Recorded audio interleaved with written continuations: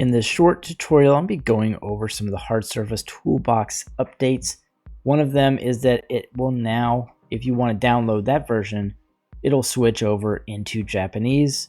I've written everything out, so it will be in Japanese. And if by chance there's a more simplified version that somebody needs, just let me know, not a big deal. And if you have a specific language need, I can put it in that language too, just to make it easier. And unfortunately, I can only say that in English for the most part. So if you need this add-on in your own language, let me know. So for this one, we'll be going over some cool bevel tricks. Okay, so I'm going to show you guys some use cases for using the hard surface toolbox. I'm going to start out with a fresh scene, nice fresh default cube. I'm going to go ahead and turn on cavity, which is a control right click custom context menu, which has got a bunch of cool things in it you can use. And what I want to do is just kind of show you guys how this would work. You don't have the hard surface add-on enabled carver tool, then you just click this button one time, then you can hit Control Shift X. All right, and that's going to give you the option to go ahead and cut in different objects. I'm just gonna hold down Shift, which will give me a slice operation. And now I've got this nice slice right here. And what I want to do is mirror that real quick. So I'm going to grab the X and tool it. I'll grab the loose piece here and tool it, which is an apply mirror, which is on. And so it's just a mirror modifier with some cool controls. Now I want to start beveling this thing in various places. And you do get this line right here, so you can actually dissolve edges with this button. It'll dissolve and it'll throw you back into object mode, which is kind of nice sometimes. Sometimes you may not want that, but it's how it works. So I can throw a chamfer in here, maybe come out, and I'll just jump into edit mode with both of these, which are different objects. And I'm just going to do the nice little Control B operation and just do something like that. That's cool. Now what I want to do is loop through all these objects and add a bevel to all of them in one click, which is a pretty cool feature that you can do right inside the hard surface toolbox. If I just click that one button, that's add, that's my global bevel controls under the bevel editing tool set. And then I can control segments and the amount of all the bevels. So I can change everything at one time, and those are all different objects, which makes this a little bit nicer to dynamically update all of those at one time. So now that you've got that, and when you do that, it is going to turn on the wireframe, so you can kind of look at your mesh. So don't be surprised if that happens, because that's what's going to happen. It's going to turn on the wireframe for you, so you can kind of see what's going on. And if you don't want that, that's perfectly fine. Select that object, hit Control right click, and don't show wire, and it won't be on. And so there you go. So you can now control all these bevels. And then if you wanted to keep, adding operations to this, like maybe you just wanted a nice circle or something kind of cut in right there. And I'm just going to go ahead and shade that auto smooth so it looks good again. It's going to get the bevel. Right, so now you'll be able to work the bevel there as well, and any of the other ones that you want.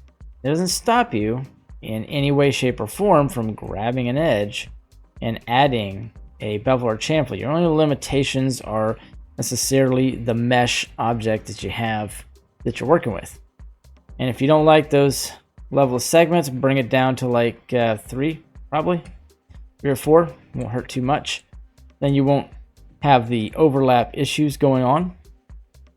And then you have the jump into vert edge face mode really quick, and then you can jump back into object mode. And some of these things will do that for you. Now, if you didn't notice, there is a new setup up here. Select an object, like say we just append in anything we want. And if you have the append feature on here for snapping, this is going to come in and snap and align rotation to target for you, which can be useful sometimes. If it's not, you can just turn it off. And then if I want to pull in something like this, probably work a little better. You're working with more flat objects, and I'm going to scale it down a little bit, and then I can begin to kind of play around and snap this thing as I need it. And if you want, you can go up here and see the settings. It automatically sets all of these. If I just put all these to some different thing and then turn all of these off and go to snap something back in, say I'll turn the append cursor on and I want to snap that in, it's going to, not only is it going to snap in right there, but it's going to end up resetting all of these features back to pretty standard stuff. So you can just kind of align things and move around in the viewport. Makes some sense to do it that way. You will have another list here. You can have the small parts list, or you can have the big parts list, which you can use the middle mouse to scroll, or you can grab this little arrow right here and you can scroll through all of the different hard surface models that are now in here. It's a full kit bash set. And if you need to, you can hit this button. This is going to refresh this screen. If you initially open up the add-on and it's blank, then you're going to have to go ahead and click that. It's got over 115 models in there, so you got to give it a second to load up. Now, another cool thing, if you don't have any idea, you can now switch the entire gallery setup. This whole setup changes to where you can now go into your downloads, whatever, pick something that has blend files, it's going to load it. Now each one of these blend files now becomes something you can append from, doesn't matter what it is. And then I've got this guy right here set to objects instead of collection, and there's a dude, so we can pull the human scale model in here, and he's going to come in snapped, which is pretty cool. And I can't necessarily scale him with snap on, it's going to keep resetting. But that's one way to do it, and you'll have those options. And if you have collections, you can simply reload that same blend file, and if there's a collection, it'll show up. And I believe I've got an objects thing here. Yeah, here's the kit bash. This one actually needs to come in as collections. So if I bring up the original kit bash set, which you guys will have, the different kits will load, and then you can load in entire collections. So all those collections weren't there a second ago. And so if I want to pull in kit 1, give it a second, it's going to load in all those models. That is a downloadable file you guys can go pick up with the hard surface toolbox. And then of course you want it in Japanese, you got it. I'm going to put another version up that doesn't have the button. So if you don't care to have the foreign language on there, it won't be there. And I'm just going to delete all this stuff.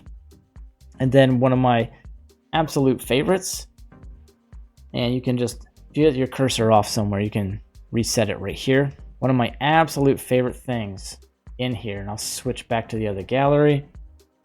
Let's see, I'm going to grab this guy here, and what I want to do is I want to go to the mirror tool operation. You just click mirror modeling, and then you can just hit G and move this out. Now anything you do over here is going to happen over there. This is not necessarily a very good model to do this with, but I'm just going to kind of play around with it. And so you could conceptually just mirror until you're happy and content. And then if snap is on and I like what I've got, I could say bring this in, and let's see, I'll just bring the cursor to the selected, and I want to append that in right there.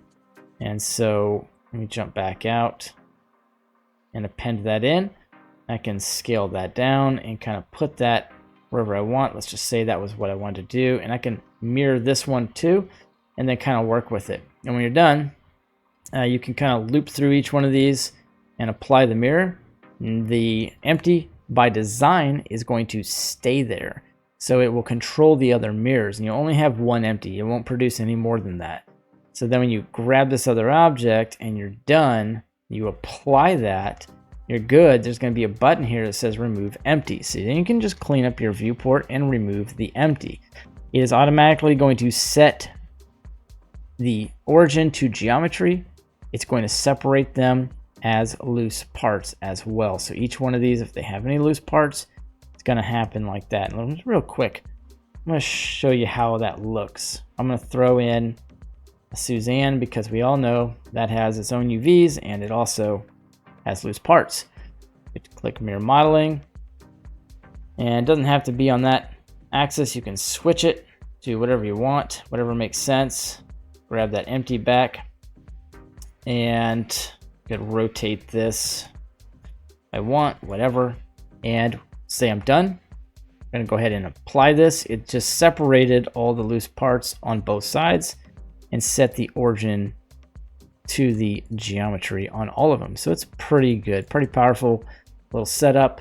And then of course, if you wanted to have an object in here, let's make it a little more fun, a little bit more complex. We bring all these in here, and I throw a bevel modifier on all, give them all 6 segments, and then I'll go ahead and change the bevel on everything.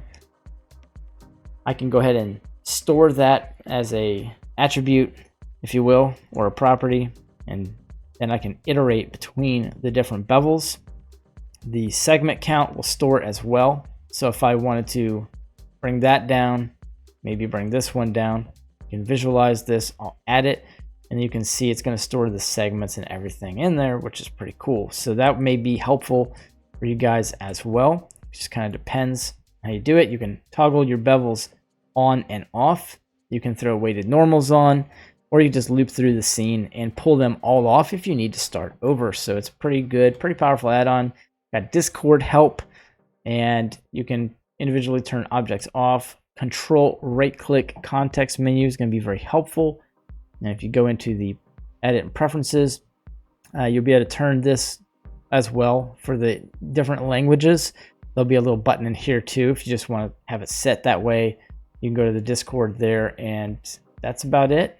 Appreciate you guys watching. Go pick up this add-on, and I'll catch you guys in the next tutorial.